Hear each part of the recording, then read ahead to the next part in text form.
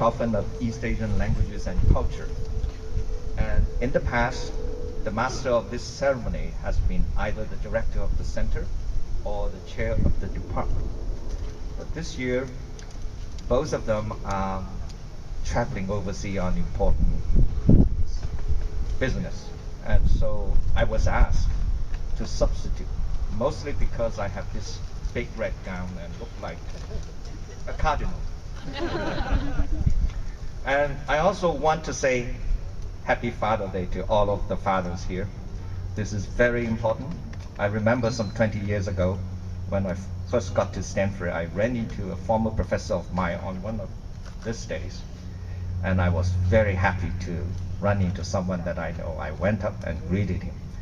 And this professor of mine grabbed me by the shoulder with both of his hands and shouted at me and said, "Finally, I need not pay you guys."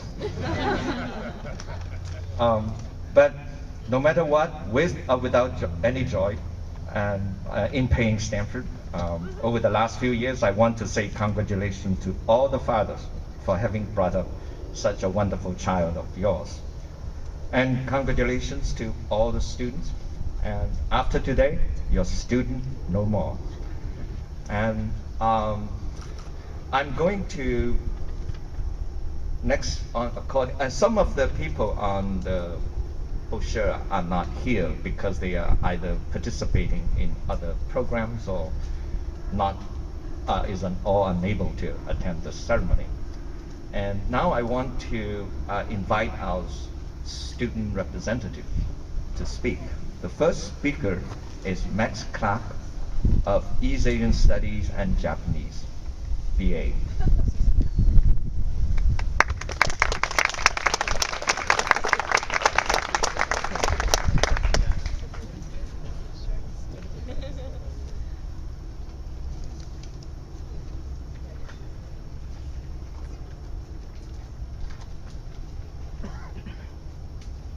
皆さんこんにちは。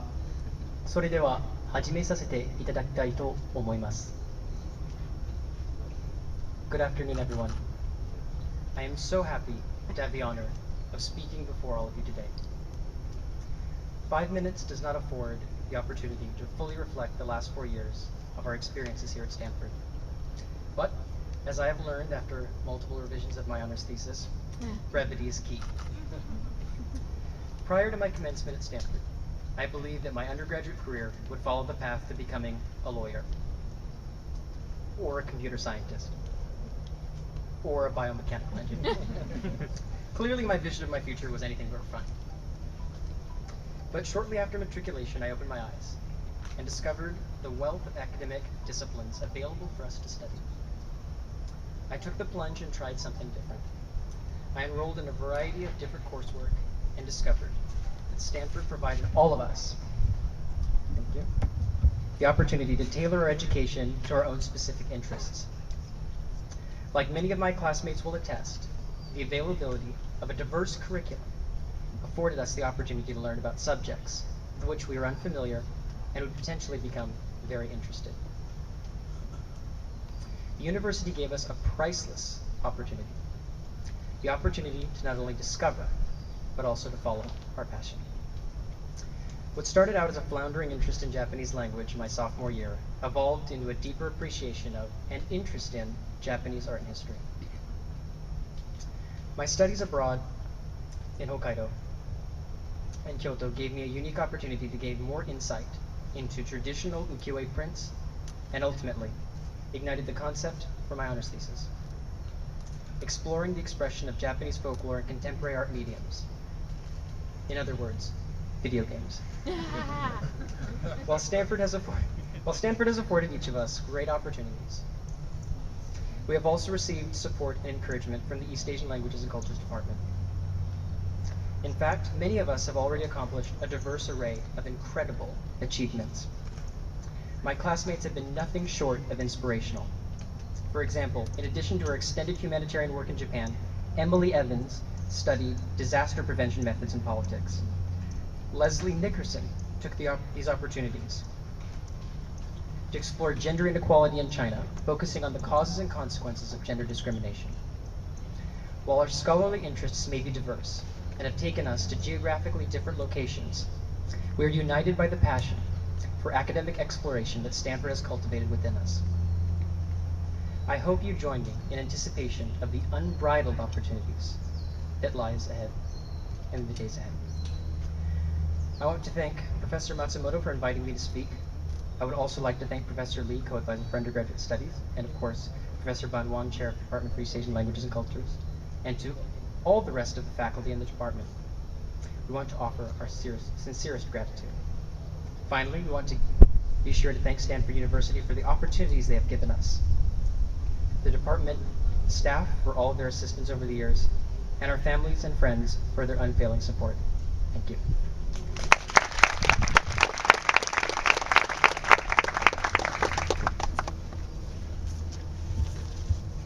Our next speaker is Anthony Vasquez, East Asian Studies, MA.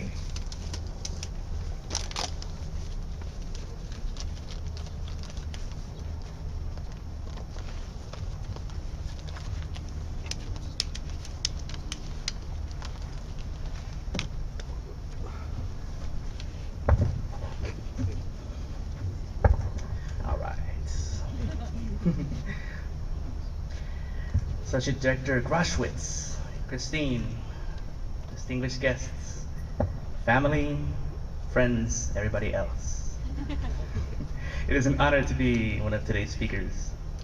When I first started this program, I knew no friends here. I remember moving in and thinking, who am I going to meet here? But during that first orientation week, almost 2 years ago, I made friends, and once classes started, I was in my zone. Studying here has given me the opportunity to take risks, to reach out to people, which has led to friendships, many friendships. I'm grateful having met so many people, so many special people from around the world, many of whom will be lifelong friends, I'm sure. I've learned a lot inside the classroom, outside the classroom, but here we'll talk about really what I've learned as a person about success, happiness, these things. I've learned that kindness goes a long way to being happy and to building friendships and relationships. So whether it's making a loved one smile, sharing a laugh with a friend over a meal, or giving information to somebody that just might make their life a little more easier, a little more enjoyable, it's easy to be kind.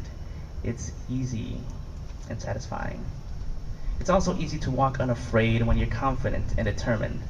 My classmates' drive and confidence has inspired me. I'll share you a funny story with one of my friends, Chesson Gertler, a former CEAS graduate from last year. One night when I was taking an infinitely long time finishing a plate of chicken teriyaki, Chesson tells me, Vasquez, come on, go big or go home. So I've taken this advice to heart. I've learned a lot about how he overcomes obstacles. He told me, a lot of times we don't give ourselves enough credit. We underestimate our abilities, end up not taking risks, and lose opportunities for challenges. I've learned this by heart too these past 2 years. Last year, John Groshwitz strongly suggested I go to Taiwan and study there for a summer. And so I did. And I'm so happy that I did. I had so many fun experiences, lots of opportunities to grow as a person and really jump my Chinese skills to another level. This year, my advisor from anthropology, Dr. Corman, challenged me to write a thesis worthy of being proud, worthy of calling my jewel. And I feel that I did do that. I thank you both for putting this challenge to me. To close things up, to wrap it up, I congratulate all my classmates for your accomplishments thus far, and wish you all the best in whatever endeavors you choose to do in the future. I'm sure you will succeed. I don't have too much advice. I guess I'll just close with saying, whatever you do, have fun with it. When treating others, do your best to show empathy. Say no to your fears. You'll be most likely happy afterwards. And stick to your goals. Go big. To my family, to my parents, Jose and San Juana, my brothers Cesar and Adrian, muchas gracias. To my professors who have helped me with my Chinese studies throughout these 2 years, 非常感谢. To everybody else here, to my friends, thanks for all the memories. It's been fun. Let's make more. Success is out there for us. Let's go get it. Thank you.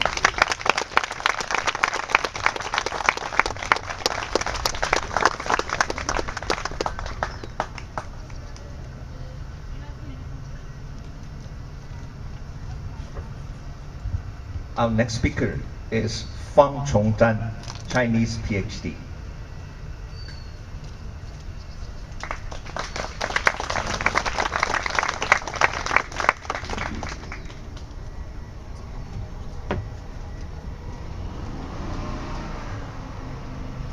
Hello everyone, dear professors and friends.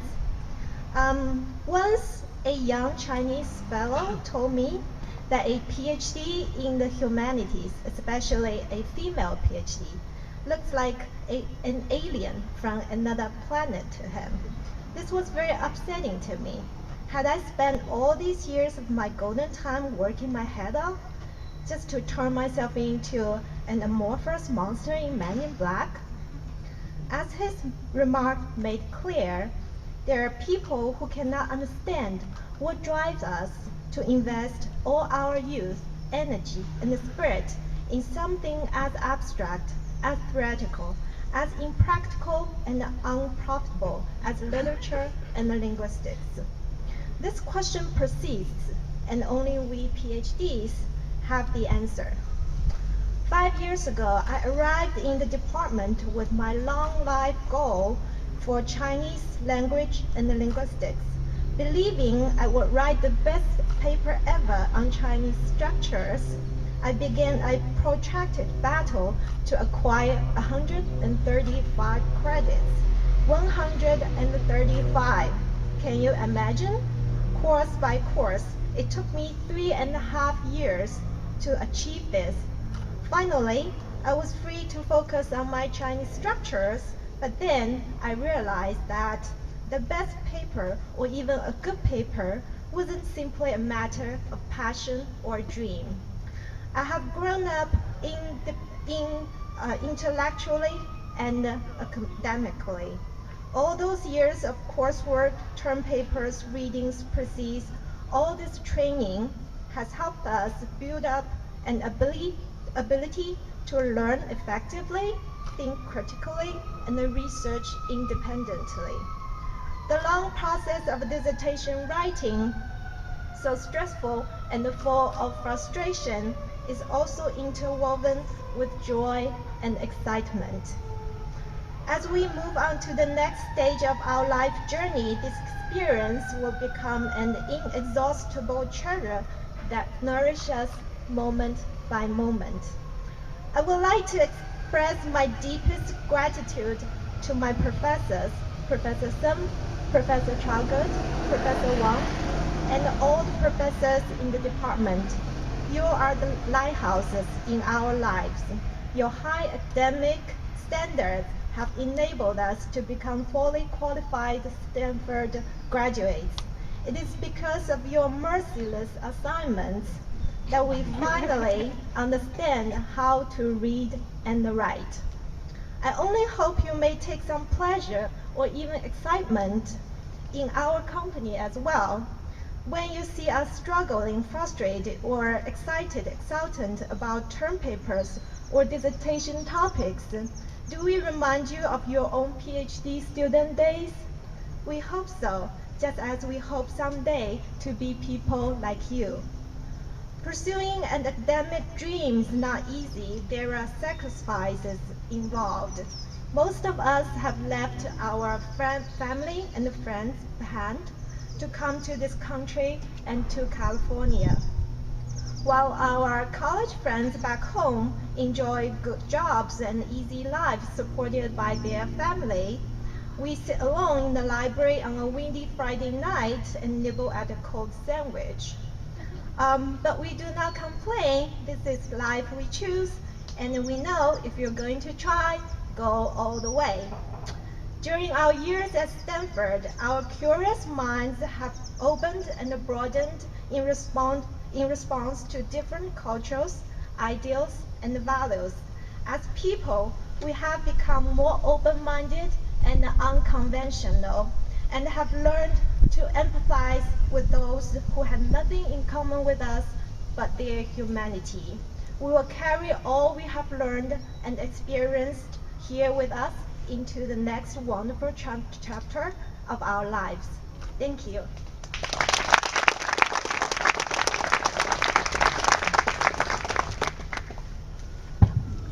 Now I want to invite our distinguished keynote speaker, Connie Wolf, John and Jill Friedrich, Director of Cantor Arts Center, BA East Asian Studies, 81.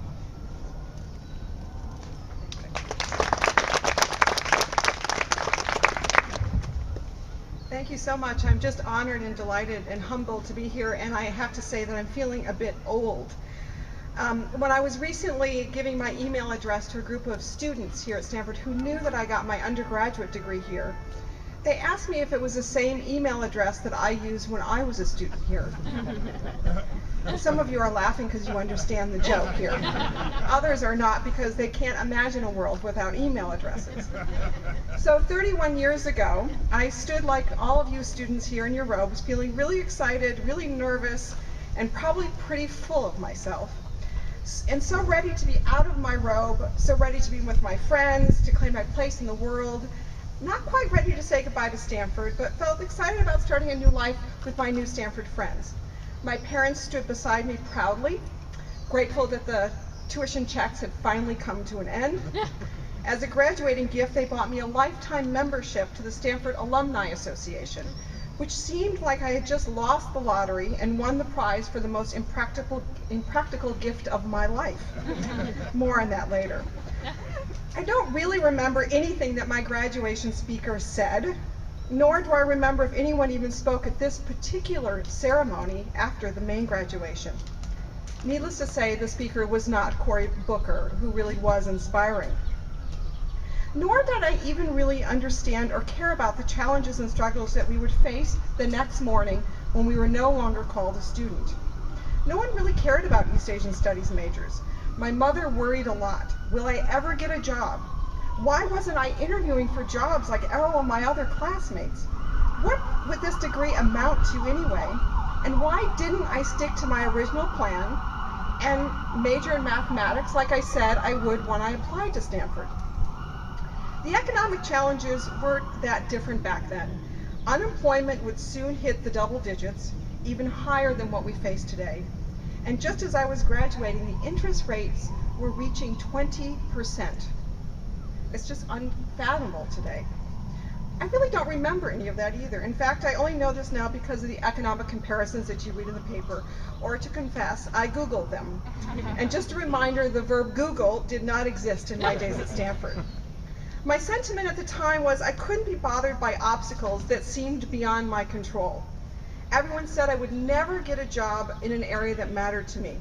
Chinese art history, museums, I didn't listen to them. Anyone who questioned my path, I just ignored and kept moving. To satisfy my parents' concern for finding a job, I remember, and it was that I sort of did certain things to appease my parents. And recently, my mother passed away, and I discovered that she had kept a letter that I had written the spring just before my before I graduated.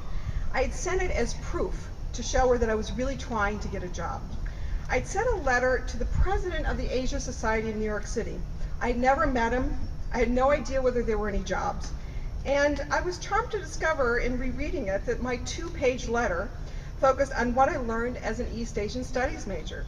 What I was essentially telling the president of the Asia Society was that studying Chinese art history made me prepared to tackle anything, made me aware of the world around me in meaningful ways, made me understand that everything is interconnected and that culture is at the center of a civilization. And it made me recognize the importance of understanding history as a way to build a better future. That's what I now call chutzpah. I wasn't even surprised when I received the opportunity for an informal informational interview. I thought, of course, I'm a Stanford student, I write to the president of the Asia Society, he responds. Well, nothing really came of it. I did go. It got me a trip to New York City that my mother could justify paying for. But what I really learned is that it just is essential to never stop trying. And as Cory Booker said just recently, frustration leads to breakthroughs. Because ultimately, no one will care about your GPA, and they don't care about your GRE scores. It is ultimately what you take from what you learned and what you do with it.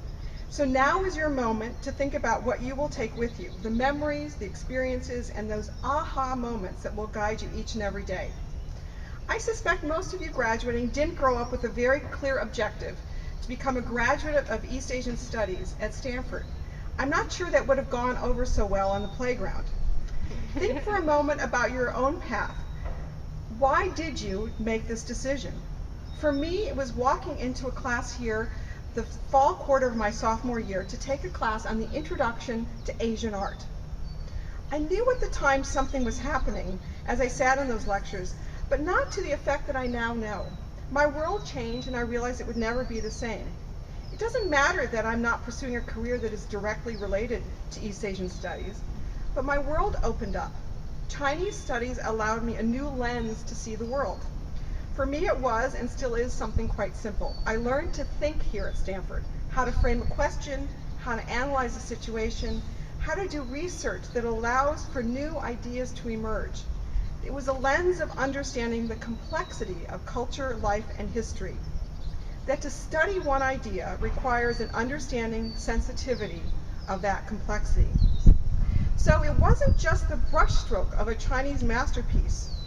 It was about history and philosophy and literature and poetry and economics and anthropology. Courses in Western art history didn't do that. They really focused on the artwork itself exclusively. So studying about China and Japan, we have so much to learn, and let's be clear, as students of China and Japan, you are at the center of the future. And now where you go with it, my recommendation, don't stay so close to having a defined path. Allow yourself the chance to bump into things. That's what makes life so interesting, because you probably bumped into a lot on your way to make it to the East Asian Studies program. Here at Stanford, the program is known for its humanistic approach, an interdisciplinary approach. The word interdisciplinary is so important here at Stanford, yet outside the academy, it's a word that is seldom ever used. Yet every great achievement has its roots in the concept of interdisciplinary work. And there is no area of study that is more interdisciplinary than the world of China and Japan. So even though I don't remember what Warren Christopher said on my graduation day, and if you don't know who he is, you can Google him. What does matter is that my studies here gave me a way of approaching my life, a lens that I use every day. Any problem, any question, any opportunity, I pause and examine the issues through this lens, and it has never failed me. Here in the United States, and particularly in California, the 19th century is considered really, really old. The founding of this university in 1891, that's really old around here. But until you learn the history of China or Japan, you realize we are but a mark on that extraordinary timeline. It isn't clear what will be remembered from this moment in time, today, tomorrow, the last decade, the next decade. So it's up to us to make it matter. And we have to recognize that we represent just a speck of time, and we have the choice to lead a life toward making a difference, or we can just slide on through.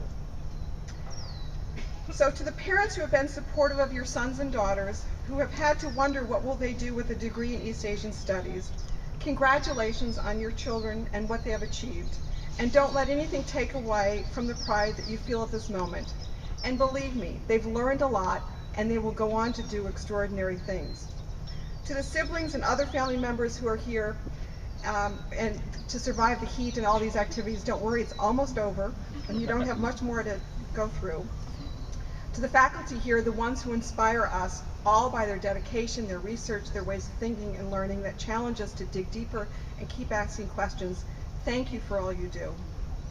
And to the graduates, those receiving their impressive undergraduate degrees, remarkable master's degrees, and extraordinary doctoral degrees, your interests, your thesis topics are inspiring.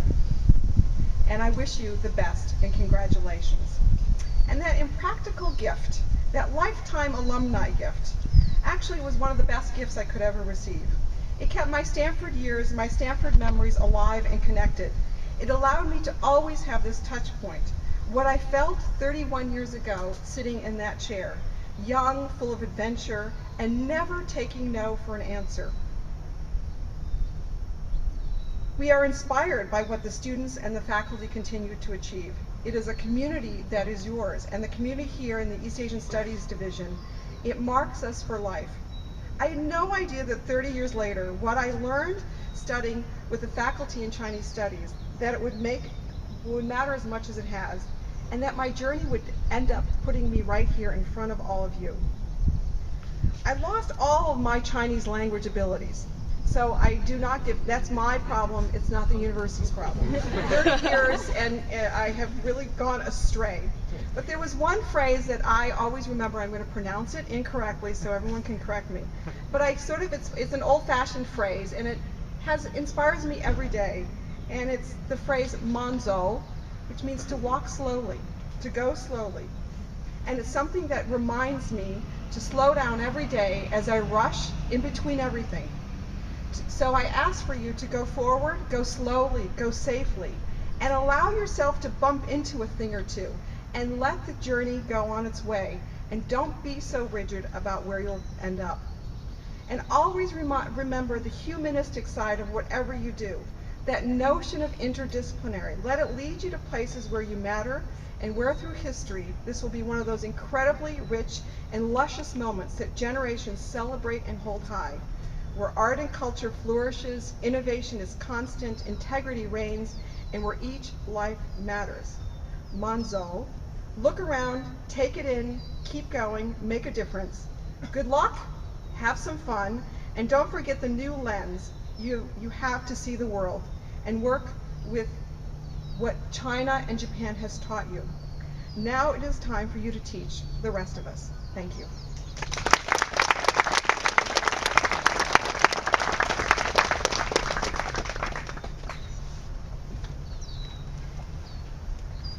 Now the presentation of diplomas. I will first of all announce the name of the student, and then please come up and you will stand here. And then your advisor will come up and say a few words about you. We'll be short. But then give your parents or friends a lot of photo opportunity. And after that, I will announce the next student. And for those of you, some of your advisors are not here, and I will read the words they have sent to us. And if we haven't received any word from your advisor, then I have nothing to read. I will just give you the diploma. Okay, this is how we are going to proceed. Okay, the first one, BA in Chinese, Leslie Fairley Nicholson.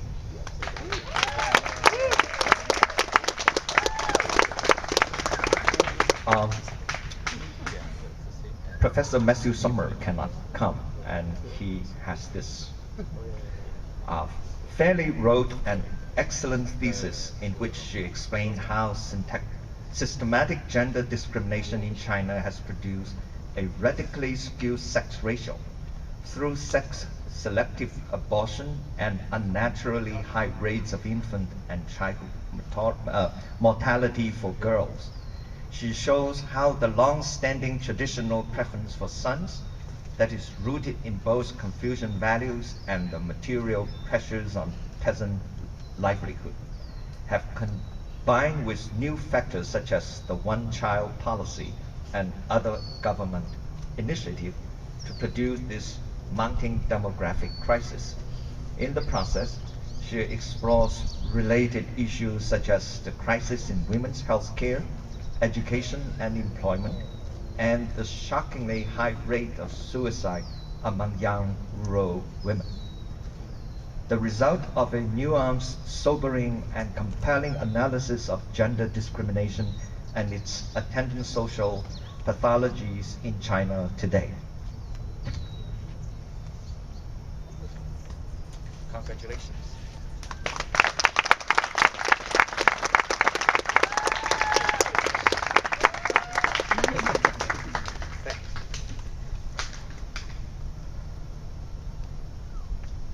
BA in Chinese, Nicole E. Lee Scow.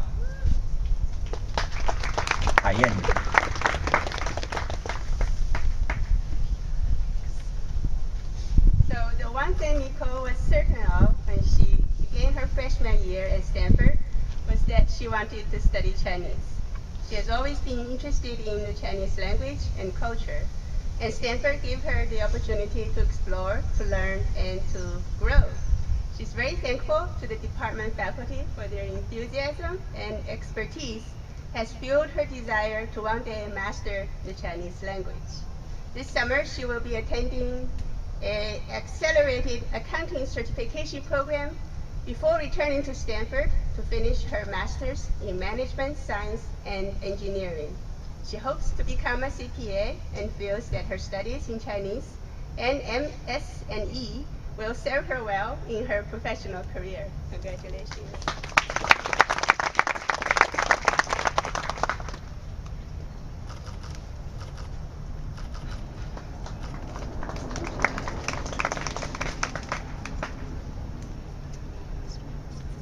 BA Japanese, BA East Asian Studies, BA Honors in East Asian Studies. Max Clark, Professor James Riker.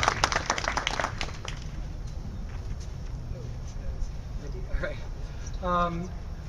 So throughout his time at Stanford, Max has exhibited remarkable enthusiasm for the study of all aspects of Japanese language and culture, but at least from my observation, his true passion was the supernatural traditions of Japan and the cultural production associated with video games.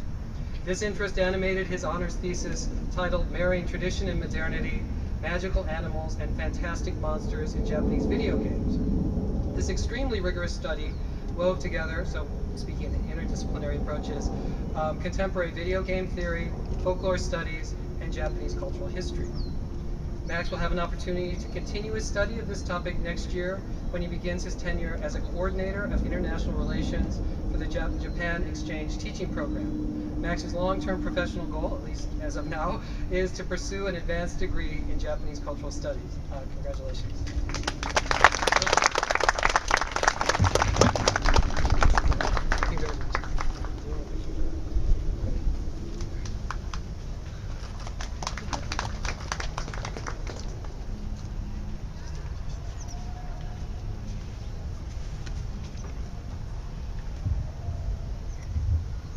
BA East Asian Studies, Emily Victoria Evans. Professor Philip Lipsett cannot come, and he wrote, Emily was an absolute pleasure to teach. Her capstone essay thoughtfully examines the evolution of disaster response in Japan from the 1995 Kobe earthquake to the 2011 Tohoku earthquake and tsunami. After graduation, she will be pursuing a Master of Philosophy in Management at the University of Cambridge, and she intends to pursue a career in business with an emphasis on East Asia. I wish her the best of luck.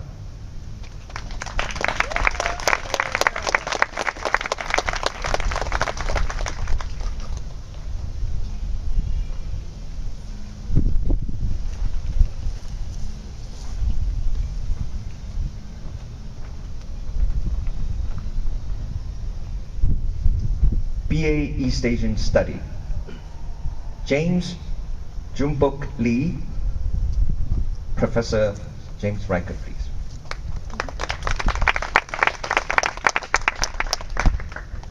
So in addition to excelling at his coursework, James also contributed to the Stanford Journal of East Asian Affairs, where he worked as an assistant editor, and this contributed to his excellent writing skills. And these writing skills were on full display in his capstone essay, which was a fitting culmination of the interdisciplinary program of study that he pursued in East Asian Studies. His essay, titled Comparing Eyes Depicted in Japanese Portraits of Beautiful Women, the Meiji, and the Modern Periods, integrated methodological approaches from statistics, political history, and visual cultural studies.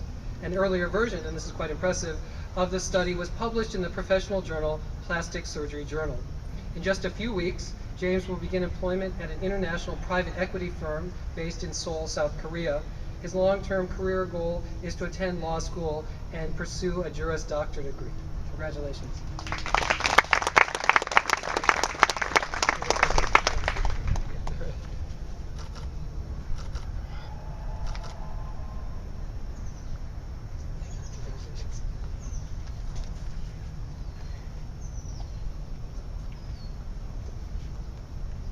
MA East Asian Studies. Oh, sorry, I just skipped one. Sorry. BA East Asian Studies. Michael Anthony Ray Sanchez. Professor Taiwan.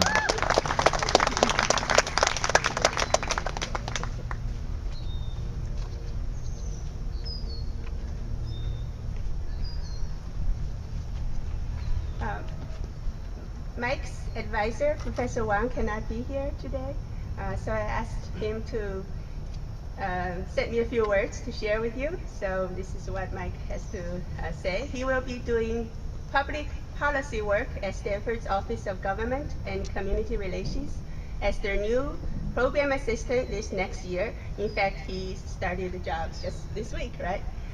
The following year, he will be pursuing nonprofit work in the Washington, D.C. metro area related to Chinese development issues.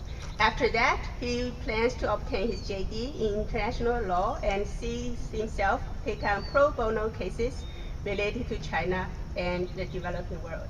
So, congratulations.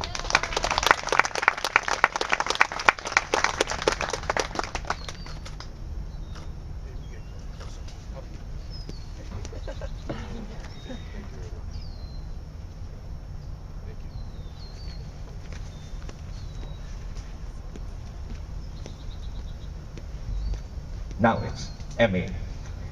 MA East Asian Studies. Owen Ernest Butchefer. Professor Nicholas Hope cannot come, and he wrote, investing in China can still be an adventure due to laws and regulations which are subject to interpretation that is not always transparent to foreign investors. In his highly commendable master's thesis, Owen tackles one of the ways in which foreign companies have endeavored to operate in sectors of the Chinese economy to which authority restrict the direct access of foreign investors.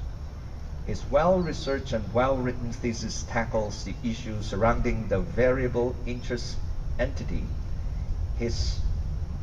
He investigates the complexities of the company structures and the governing regulations and concludes that despite some well-publicized recent challenges to the legality of the BIE approach, one would be premature in concluding that this avenue to investing in China is irrevocably closed.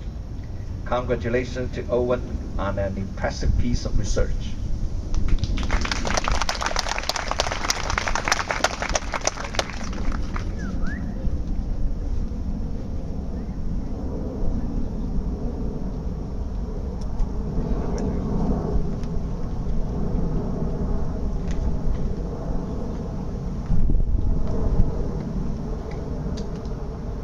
MA East Asian Studies.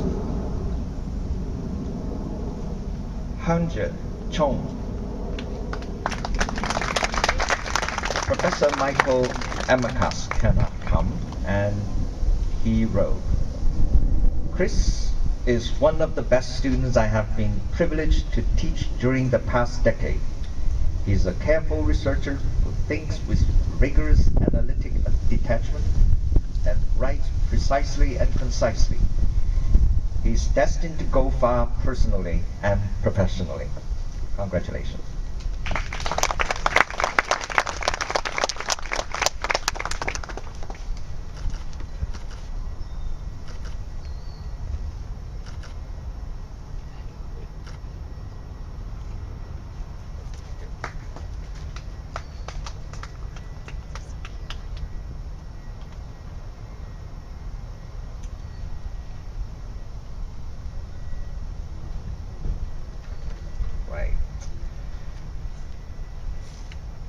MA East Asian Studies, Carla Mora Ferraguna.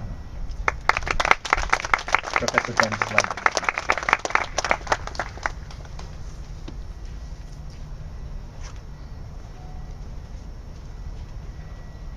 My colleague Tom Finger and I served not only as thesis advisors, but also had the pleasure of teaching Carla during the past 2 years.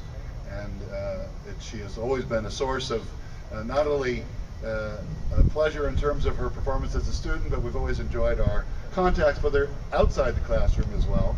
I was particularly pleased that Carla chose for her thesis topic a subject that is rarely, almost never studied these days, but one which I happen to have a particular interest in, namely Japan's agricultural policy. And as Tom Finger wrote, Carla Ferraguna's thesis examines the interplay of politics, food policy, and the triple disaster that struck Japan in March 2011. Prospects for reform of Japan's food security and food safety policies appear to have improved when the Democratic Party of Japan defeated the long-ruling Liberal Democratic Party. Carla's thesis demonstrates how and why the earthquake, tsunami, and nuclear plant disasters derailed chances for reform and may have made it even more difficult to liberalize Japan's agricultural and trade policies. Carla, I think, is still thinking about what she's going to do next, looking around the world. I'm encouraging her to go far in search to continue her studies of Japan, and I want to congratulate her on her master's thesis and her degree.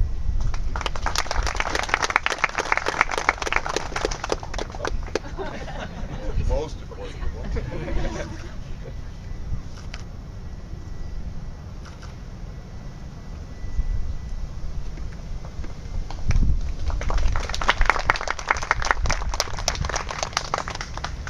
MA East Asian Studies, Wei Yang Lim. Professor Jean Mark cannot come, and she wrote, Wei Yang has been a dedicated and truly outstanding student in the Film and Media Studies program. His intellect, critical acumen, and talent for audiovisual analysis are clearly displayed in the papers he has written on topics such as contemporary Chinese art cinema, the urban soundscape, and masculinity in martial arts swordplay film. His thesis set forth an original take on the filmmaker Jia Zhangke, looking at his approach to film as a means of preserving memories within an environment where physical reminders of the past are constantly being destroyed. In the fall, Wei Yang will be joining the Singapore Ministry of Foreign Affairs as a Foreign Service Officers. Congratulations.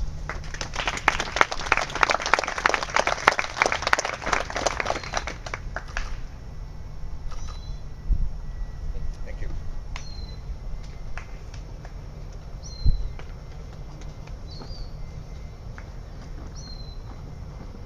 MA East Asian Studies, Ray Ying Liu, Professor Dan Slade.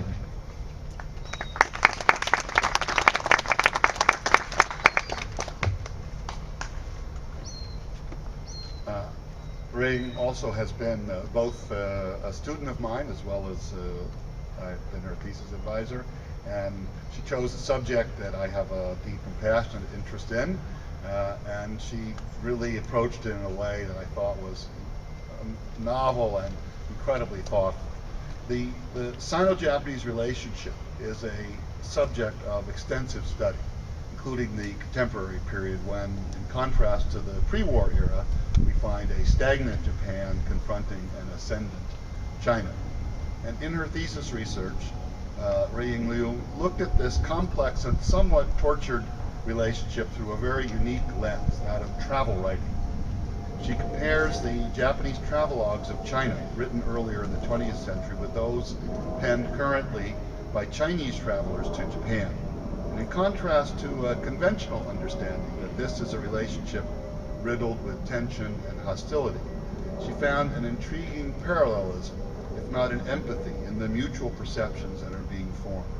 Japanese writers in the 1920s, rather than disdaining a weak China, often praised the preservation of a tradition and culture that was being lost to modernity in Japan. Today, as she demonstrates in her work, Chinese writers write with an admiration about a Japan that has managed to preserve its cultural identity and civilization against the tides of westernization.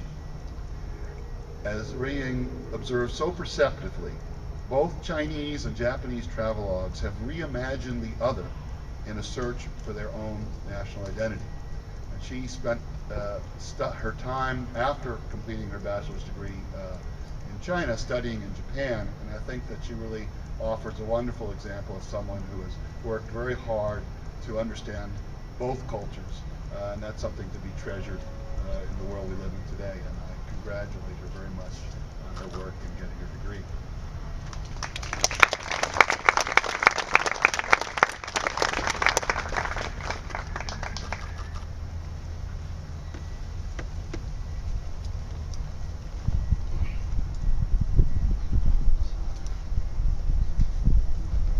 MA East Asian Studies, Carl Adam Rubenstein. Professor Jean Oy cannot come, and she wrote, "It took a while to narrow down your topic, but the end product is first rate. You did a fine job on your thesis that looks at how and why different multinational companies dealing with information and communication technology such as Google have dealt with privacy, censorship, and free speech challenges when operating in China. Your work provides an understanding of the legal parameters and issues of corporate social responsibility, while showing that in the end it was specific features of the type and nature of each company that ultimately shaped each firm's response. I enjoy working with you and have learned a lot from your project. Congratulations."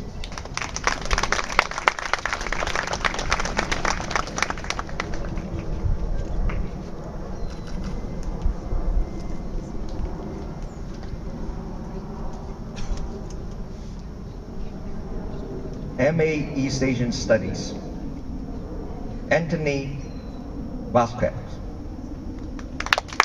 Matthew Coleman, please.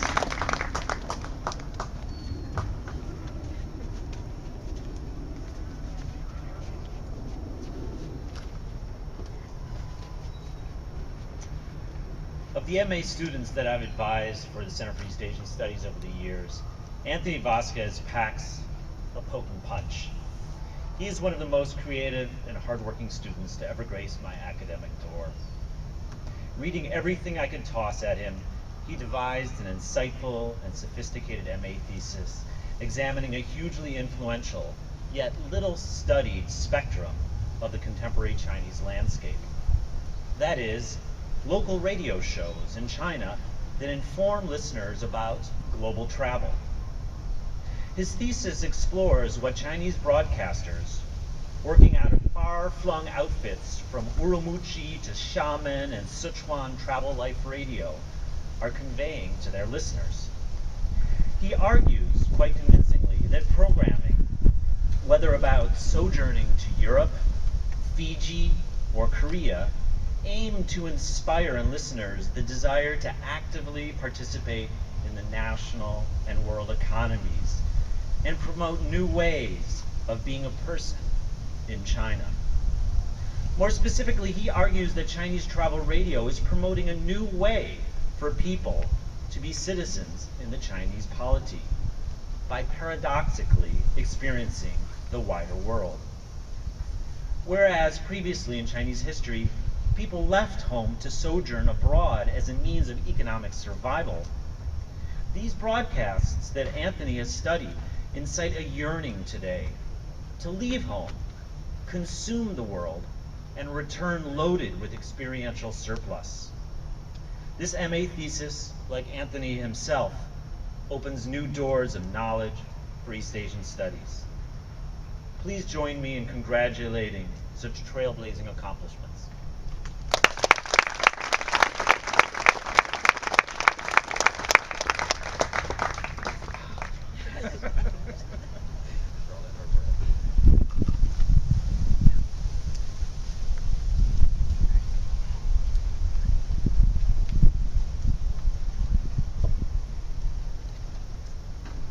Lana, MA East Asian Studies, Lana Wu. Okay, I have received nothing from your advisor, so just congratulations.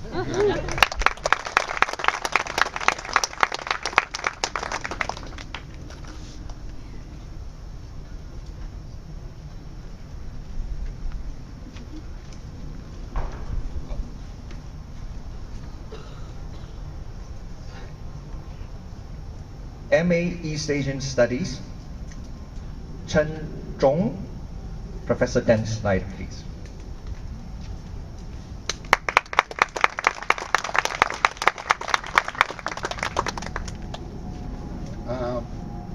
Cheng-hung chose a very dangerous path in doing his master's thesis, which is that he chose as a subject something on which I've written quite extensively over the years, which may have a logic to it, of course, but on the other hand, it means that you're probably gonna face a tough taskmaster, because I've read probably or written pretty everything that's been written on this subject. So I tortured him a little along the way, but in the end, I think the result was quite admirable. As we're reminded almost daily, unresolved conflicts over historical memory of the wartime period in Asia continue to bedevil the contemporary relations of the former combatants of a war that began, we can recall, more than 8 decades ago in northern China. One path towards reconciliation, which follows the model of Germany and France, has been the formation of official historical research committees between Japan and South Korea and between Japan and China, with the idea of trying to, as the case of Germany and France, to create a common shared historical textbook to be given to the students of both countries. But as Cheng-hung found in his thesis, focusing mainly on the Sino-Japanese Joint History Research Committee, the process has yielded, to quote his thesis title, limited progress in the search for historical reconciliation in East Asia. He examined the process of this committee and its outcome in detail, and he found it to be shaped more by the needs of politics and diplomacy than by the search for historical understanding. But still, he concluded that even limited progress was better than none. And Chen worked really diligently to research this subject and to render, and I think this is very important, a balanced analysis of what is still a very emotionally laden subject in East Asia. And I want to congratulate him on his thesis work and on getting his degree in East Asian studies.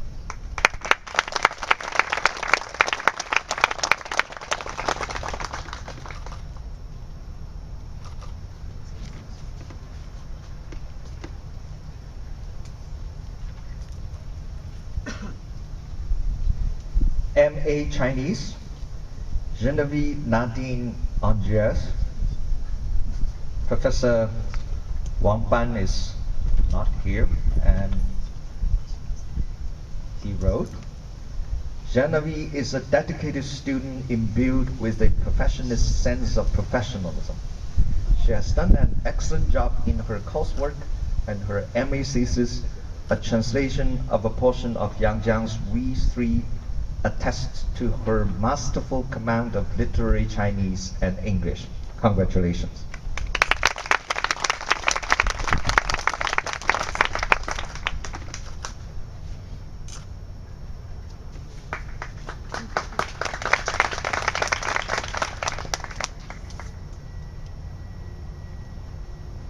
MA Japanese, Bertrand Shi, Professor Jim Riker, please.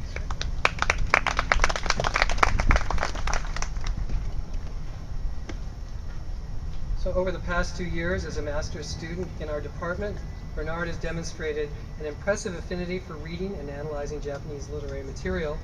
These talents are richly displayed in his MA thesis, Tanizaki's Tadeku Mushi as Canonical Literature, Ideology and Aesthetics in Literary Canon Formation. In addition, Bernard, in addition to his ability to analyzed literary text. He has shown a sustained interest in Japanese language study, and he's also shown a flair for literary translation, as demonstrated by his excellent English translation of the short story Senpai Densetsu, or Legend of the Senpai, by contemporary Japanese writer Hoshino Tomoyuki. Bernard hopes to get this translation published in the near future. Next year, Bernard will continue to pursue his academic interest in Japanese language and culture as a student at the Inter-University Center for Japanese Language Study in Yokohama, Japan. Congratulations.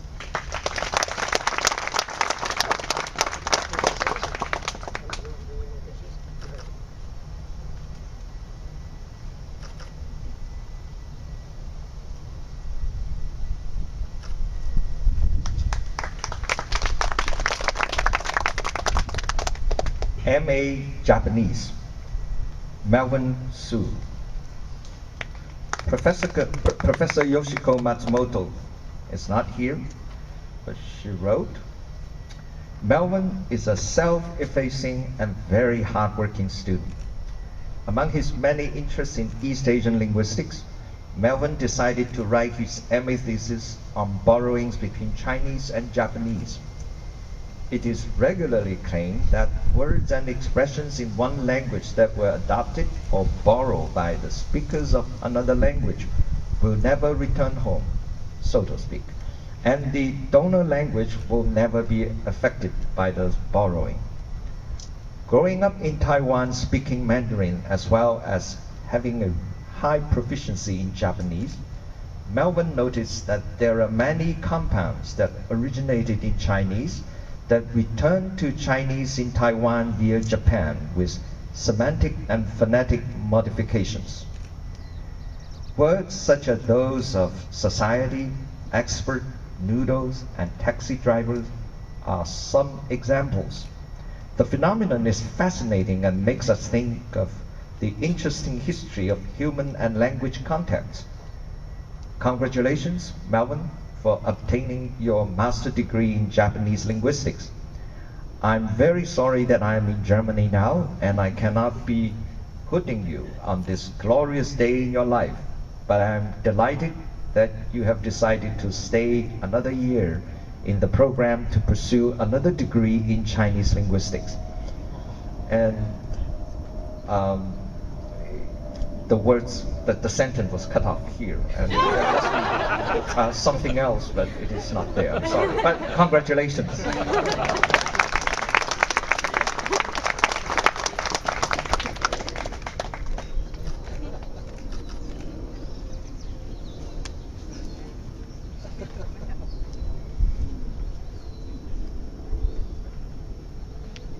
MA Japanese, Wakako Suzuki. Professor Indra Levy, please.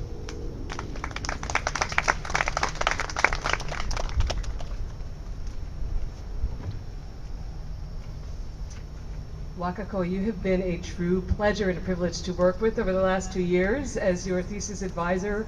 I've enjoyed our many conversations about the culture and the culture of Japan, Japanese modernity and translation. Wakako has written a very original MA thesis that asks us to think about the reception of foreign cultures in an area that we don't usually associate with it, which is children's literature, and how the reception of foreign cultures is mediated by children's literature and vice versa.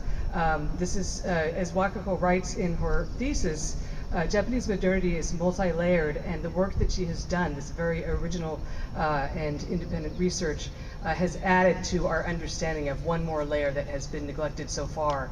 And so I'm very pleased to have been able to work with you. I'm also pleased to say that Wakako will be pursuing her PhD in Japanese literature at the University of California in Los Angeles, and we're all looking forward to seeing what you do next.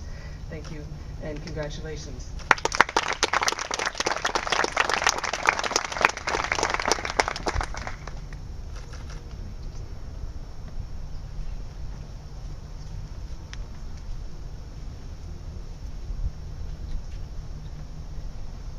PhD Chinese, Fang Chongzhan. The title of her dissertation is The Structure and Function of Chinese Copular Constructions.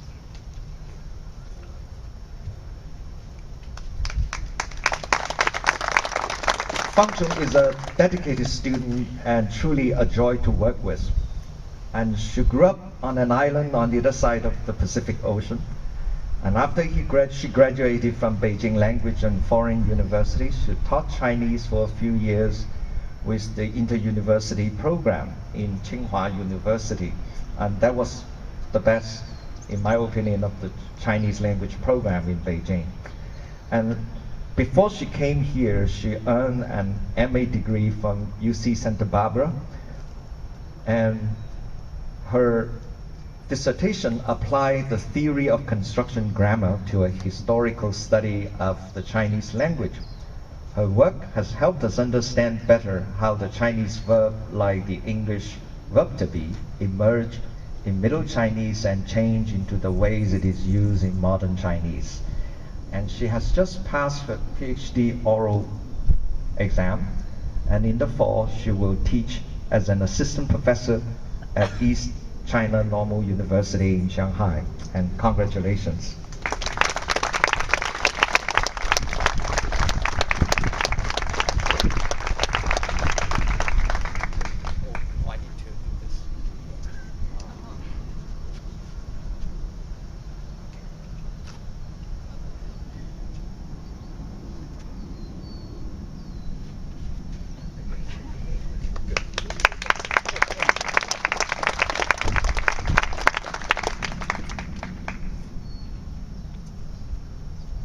PhD Japanese, Takushi Odagiri. The title of his dissertation is Indeterminacy and Immanent Dialectics, Nishida's Science of History. Professor James Wright.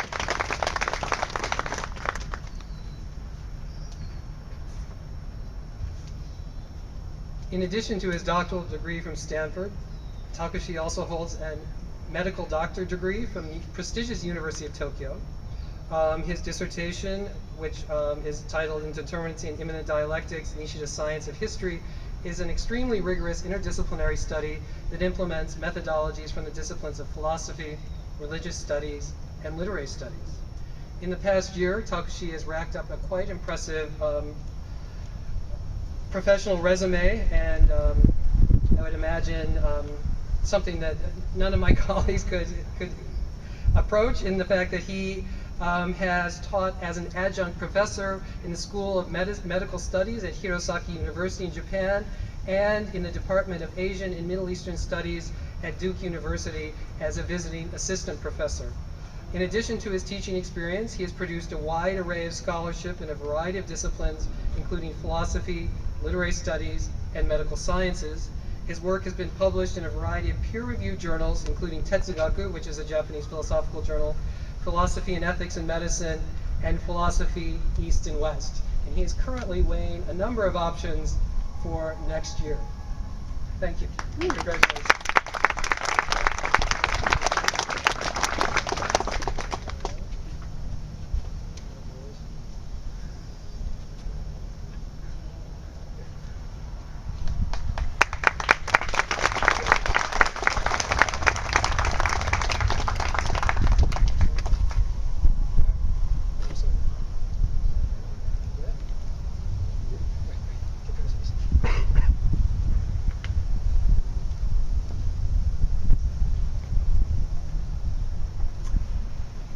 PhD Japanese, Hisaki Wake.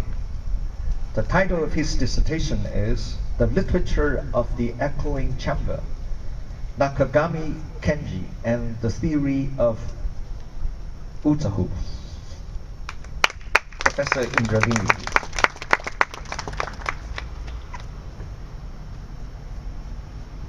Hisaki, you've also been a pleasure and a privilege to work with. I have to say that you are probably the most determined and hardworking graduate student I've ever had the pleasure of working with. I can't tell you how proud I am of the work that you've done at Stanford since you arrived. Hisaki wrote a very interesting doctoral dissertation on a writer by the name of Nakagami Kenji. Nakagami is known by many as the last great writer of late 20th century Japanese literature. He's also known as a writer who came from an ethnic minority that has been historically oppressed, and this was an important part of his identity, both as a person and as a writer. What Hisaki's dissertation did was to make the very provocative suggestion that the most important ingredient in Nakagami's literature was neither his identity as a member of an oppressed minority, nor his engagement in the tradition of Japanese literature itself, but rather his engagement with music. This was a stunning insight, and I'm so pleased that Hisaki he's an example of someone, a scholar who's really able and willing to take bold risks to cross the disciplinary boundary between literary studies and musicology is something that very few people have done so far.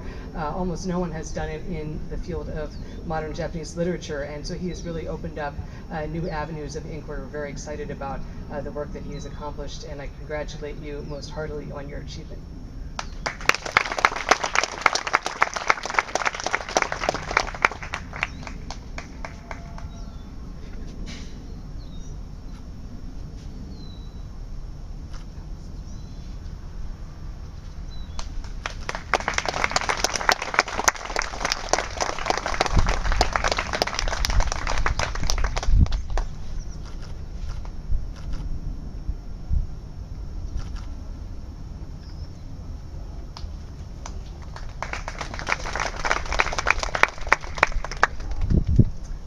Now, this is the end of the ceremony, and I just, once again, I want to congratulate all the students and all the parents, and thank you very much. And there is a reception under the canopy right behind us, and you are all welcome to enjoy. Thank you.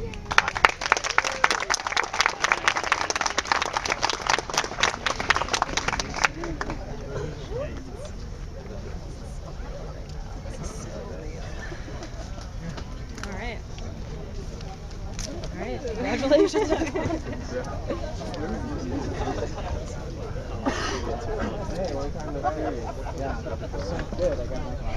Yeah? You guys like it? Yeah, it's fun, but I had to write my thesis in Bonn. So I spent a lot of time around the bridge. Have you been there? Yeah, it's like